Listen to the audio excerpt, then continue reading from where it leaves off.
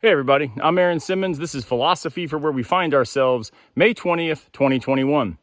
I hope you're doing well. My family is all vaccinated, and thankfully for the first time in 15 months, this past weekend, we were able to get together with a bunch of my extended family. So all my siblings and their children and my parents all got together. Hopefully it bodes well for where we are all headed.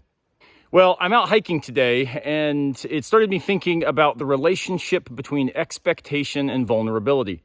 You'll notice the trail I'm on is fairly narrow, and it's also a trail used prominently by mountain bikers. Now, I do some mountain biking myself. I'm not great at it, but mountain bikers, as they're going downhill, certainly move fairly quickly. And as a hiker, I've got to get out of their way, or they're going to run over me.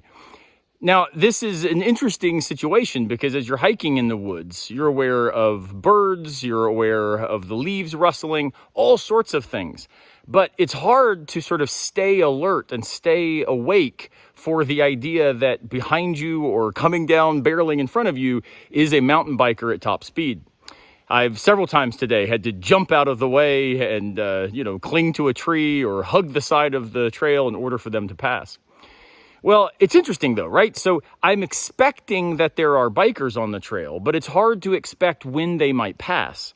And the weird thing about this is if I were not a vulnerable being, if the human condition were not defined by vulnerability, in other words, if I couldn't get hurt, then there would be no great worry about the mountain bikers coming down the trail. It's precisely because I am vulnerable that I've got to be on my toes and expect what might occur. No one expected the pandemic in the way that we, of course, have lived through.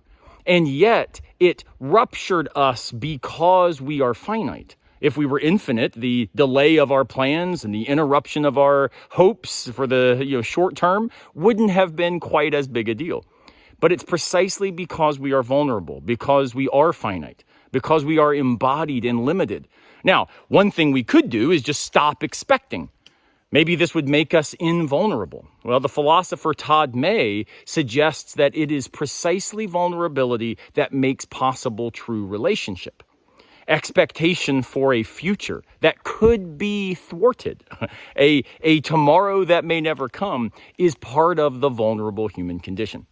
But rather than avoid those expectations to try to self-protect and wall ourselves in so that we are not harmed by what might be or what might not be, we instead need to become alert, aware, invested, and oriented correctly in order to be able to say, you know what, the mountain bikers may come down, but I'm quick on my feet, able to move out of the way.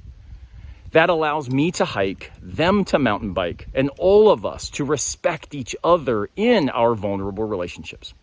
So today, as you move forward, remember, don't get rid of hope, don't get rid of desire, don't stop expecting in order to somehow avoid disappointment.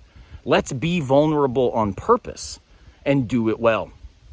I'll see you next time, unless a piano falls on our heads.